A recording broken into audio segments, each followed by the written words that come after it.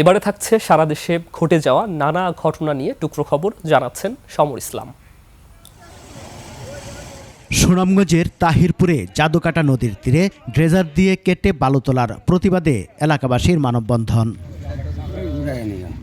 গাইবান্ধার গোবিন্দগঞ্জে ঢাকা রংপুর মহাসড়কের পান্তাপাড়ায় রাস্তা বন্ধ করে প্রাচীর নির্মাণের প্রতিবাদে মানববন্ধন।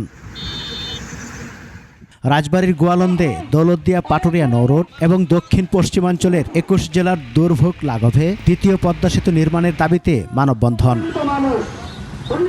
২০০ বছরের প্রাচীন যশোর ইনস্টিটিউট পাবলিক লাইব্রেরি পরিদর্শন করেছেন সংস্কৃতিমন্ত্রী নিতাই রায়চৌধুরী। বান্দরবানের বাঘমারা বাজারে আগুনে পুড়ে গেছে অর্ধশতাধিক দোকান ও বসতঘর। মতবিনিময় সভায় নড়াইল ২ আসনের সংসদ সদস্য আতাউর রহমান বাচ্চু মাদকমুক্ত সমাজ গড়ার আহ্বান জানিয়েছেন। মৌলভীবাজারের শ্রীমঙ্গলে মাদকের উপদ্রব ও চাঁদাবাজি বন্ধে মতবিনিময়, আলোচনা সভা ও সংবাদ সম্মেলন করা হয়। সমর ইসলাম, ২১ টেলিভিশন।